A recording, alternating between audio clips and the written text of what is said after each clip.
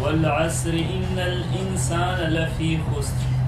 إلا الذين آمنوا وعملوا الصالحات وتواصوا بالحق وتواصوا بالصبر. صدق الله العظيم. آغاز کو د تېرې اجلاس یو یادګیرنه تاسو وړاندې واورئ. د 11مې میاشتې په 2 تاریخ د جمعې په ورځ د اورنګزېب په ځای یعنې دلته زموږ میاشتنۍ غونډه وشوه. د خالد خان اسعد صاحب د تلاوت نه پس د عقیده آغاز وشو او د تېر اجلاس روږاد پکې وروانې شو. د تنظیمونو امورو باندې خبرې اترې وشوې او د راتلونکي وخت لپاره د یو مشاعرې خبرې وکړې شوه چې په هغې کې به د ایوارډ فیصله وشوه چې د عربۍ او شاعر احمد الامیري نوم تجویز کړی شو او یو پښتون آرټسټ لیاقت د هغې باندې خبرې اترې وشوې او د پښتنو په قتل عام باندې د غمرازۍ یو قرارداد په شریکه توګه منظور کړی شو. د کلچر سیکرټر په حواله خبره وکړې شوه چې پکې بهارګل کلچر سیکرټر 2 نمبر د کلتور سیکرټر وټاکلی شو او د روان اجلاس لپاره بله جمعه چې د مشاعرې نه مخکې وکړي شي د هغې لپاره د 11مې میاشتې 14 تاریخ وټاکلی شو او دغسې د تېرې مشاعرې چې کومه غټه مشاعره شوې وه د هغې په حواله باندې خبرې اترې وشوې د هغې په خامو او خوبو باندې. دا خو د تېرې هغه یو یادګیرنه غوندې وه. دا کوم ورځ چې ټاکلی شوې وه د مشاعرې د اجلاس لپاره نو هغه مو نه کړی شو، پاتې شو بیا د هغې نه پس چې مونږ په خپلو کې لکه د میټینګ نه پس صدر صاحب او مونږ ملګرو خبرې اترې وکړې نو لکه مونږ سره هېڅ تیاري د مشاعرې لپاره نه وه. هغې باندې بیخي ډېره خرڅرات له حال نیولو نو مونږ بس هغه ملګري بیا خبره وکړه چې هغه اجلاس ملتوي شوی دی نه به کېږي او د مشاعرې پروګرام پاتې کړي او د هغې په حواله یو بله خبره وشوه چې لکه د ملګرو ته به ټولو ته وایو یو کتاب چاپو چې کوم مونږ مخکې نه پروګرام د ټولو ملګرو شاعرانو 2 غزلې او 2 3 لکه هر څومره چې د کتاب لپاره جوړېږي ما دا د ملګرو ته ویلي وو چې راوړی نو هغې باندې خبرو وشوه او صدر صاحب او زموږ د ټولو ملګرو دا سلا وه چې لکه دغه مشاعره دې پاتې کړي شي نو په دغه وجه هغه بیا پاتې شوه. ملګري بیا واپس خبر شوي چې اجلاس پاتې شو. اوس د راتلونکي وخت لپاره بیا مونږ دا فیصله څو ځله وکړه چې لکه هره میاشت به اجلاس وي نو دا ځل صدر صاحب ما ته ویلي وو خو زما د ډیوټۍ په وجه باندې لکه د هغې یارې نه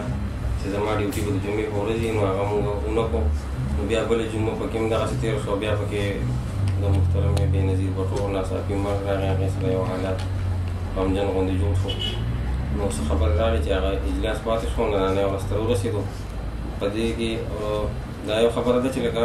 د ډیوټۍ بیا آینده دپاره به انشاءالله تعالی که په مونږ کې د هر چا ډیوټي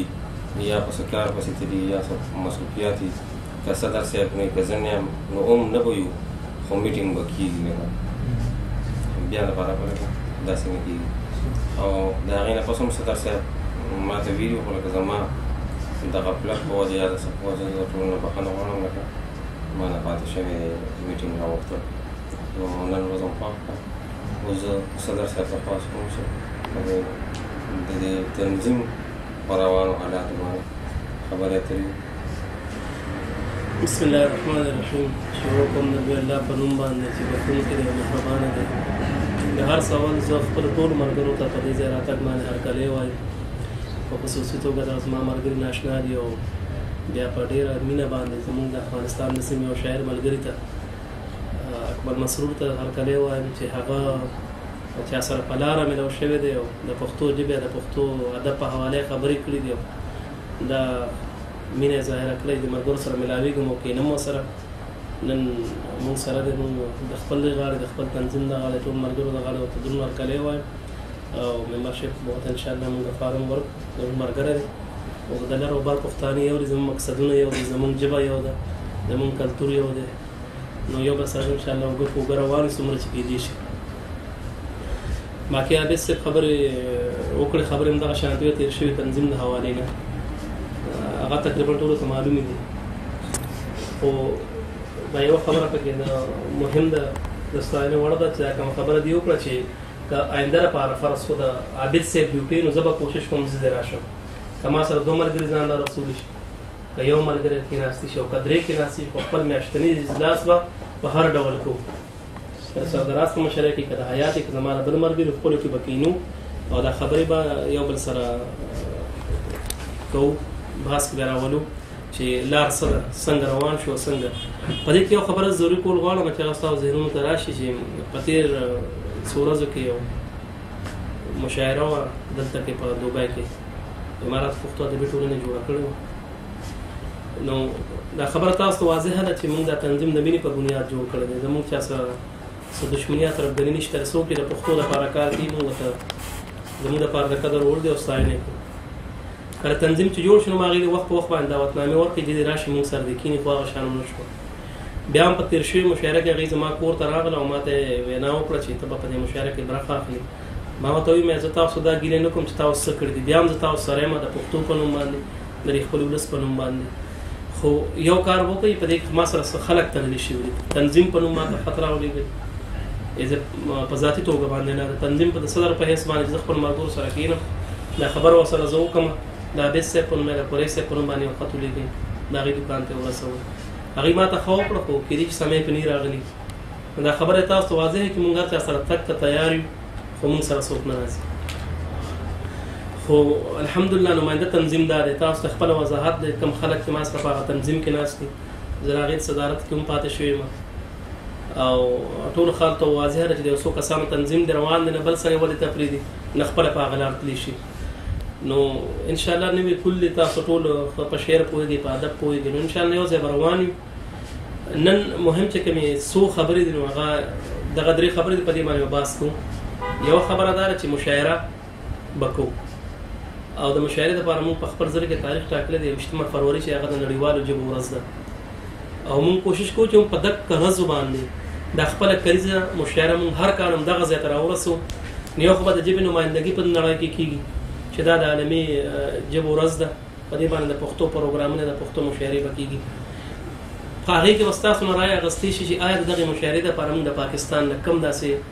لوی شخصیت راوغواړو چې په پښتو احسانات د پښتو ژبې کار کړي پښتنو مسلې راوچتولی شي چې هغه موږ راوغواړو موږ ورته دلته چې کوم ایوارډ ده چې هغه ورته ورکړو یوه دویمه خبره موږ په کتاب کو چې کتاب د مشاعرې نه مخکې وکړو او که وروستو وکړو د خپلو ملګرو دا چې کوم پیژنګرو والا کتاب دی د هغې د کلام نمونې دي دغه 2 خبرې به درته لکه یو خو دغه مشاعره کول دي که نه لکه خو به خامخا وجوز که نه زما خپل لکه ذاتي دغه دا دی چې کتاب خو په منډه نه کېږي مشاعره خو په یو ورځ کېدی شي لکه ختمه به شي که نه کتاب دپاره خو لکه تیارې کوو مونږ دې ملګرو ته مې ویلي دوی به غزلې راوړي دې نه علاوه چې لکه څوک مونږ سره مشاعره کې شامل شوي هغه زمونږ جرګې بیا په باقاعده طور نه شي راتلی هم هغه مشاعرې چې راغلي نو مونږ خو هغه کلامونه ورله نه د هغې په ځای نور خو لکه هغه چاپ کوو او دغه کتاب کې به هغه د مشاعرې تصویرونه چاپ کوو داسې ځای په ځای به پکې ورکوو که نه نو کتاب خو به لږ وخت اخلي خامخا که نه نو لومړنی کار زه وایم چې لکه مونږ د دې مشاعرې هغې دپاره تیاري شروع کړو او د هغې په هکله خبرې چې لکه څه کول پکار دي ځکه چې د هغې لپاره به د پیسو ضرورت وي د منډې تاړې د هر څه که نه او وخت پکې را سره لا شته ښه پوره میاشت تقریبا نو او بل لکه څنګه چې صدر صاحب وویل چې دا به زمونږ بیا سالانه نو هر کال به بیا زمونږ انشاءالله تعالی چې همدا خو د ژبو عالمي ورځ یو ښه موضوع او دغه ورځ ده په دغې باندې به زمونږ پروګرام کېږي او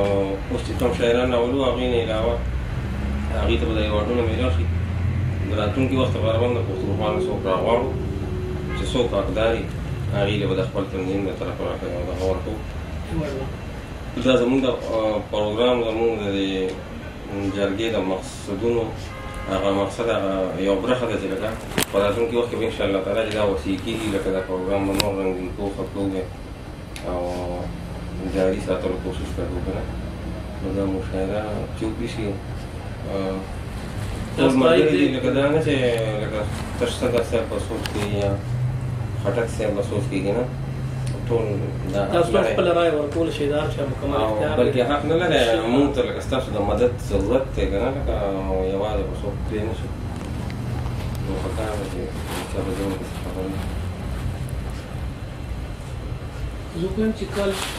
لکه موږ دوه شخصیت د پاکستان نه راغلو هر شپږ میاشتې بس دا بوج به تقریبا موږ برداشت کولی شو دې غټې کوم سالانه چې وي نو هغه په هغه معیار باندې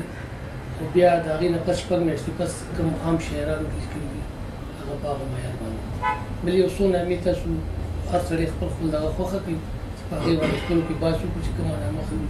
دې دپاره به پروګرام د شپږو میاشتو زه په حق کې نه یم دا ډېر ګران چل دی کال کې یو هم ډېر یو سړی راوستل او بیا هغه له هوټل کې ځای کول د هغه ټکټ راوستل د هغه له منډې تړلې وهل لکه موږ وایو چې په کال کې د هغې نه علاوه لکه دلته هم پروګرام جوړول خیر که هغه مشاعرې کې لکه زموږ وس کېږي او موږ سره لکه دومره ګنجایش وي چې موږ دوه ملګري راغوښتي شو په هغه یوې مشاعرې به دوه راغواړو په هغه یو ځای به ساتو نو زما خو دا خیال دی باقي خپل ملګري ولې چې د خپل ملګرو ها زه یو خبرې وضاحت کول غواړم ما بس تر خبره کړم اکثر زمونږ مشاعره چې جوړه شي مشاعره ډېر زیات شاعران راشي که چاته وینا شوي نو هغه هم ځان سره دوه نور ملګري راولي نو اخر کې دا وشي هغه چې کوم د بهر خلک راغلي نو هغې درې درې کلامونه ووایي زموږ خپل ملګري پاتې شي اخر کې عابد صاحب هم دا زور لګي او زه هم ورته دا وایم چې کم کوي مختصر وایي دوه بنده وایي د خپل غزل نه نو زه ملګرو په صلاح باندې خبره ما عرض عابد صاحب ته هم کړې وه چې کوشش به دا کوو چې د خپل ملګري موږ سره که نوي هم وي چې دی زده کړه وکړي او دی په مشاعره کې برخه واخلي چې دی راشي هم ولس ته موږ دی وښیو چې دا زموږ ملګری ولې چې کوم سړی موږ سره د کال 12 میاشتې منډه وکړي اجلاسونه کوي نو حق د هغه هم بیا د هغه دی او باقي که دلته کوم تنظیمونه دي هغې ته به نمایندګۍ لپاره یو کس دوه راغواړو هغې د خپل تنظیم نمایندګي کوي ټول تنظیم ته به وینا نه کوو نو په کار چې خپلو ملګرو له زیات نه زیاته څنګه یو ځای شو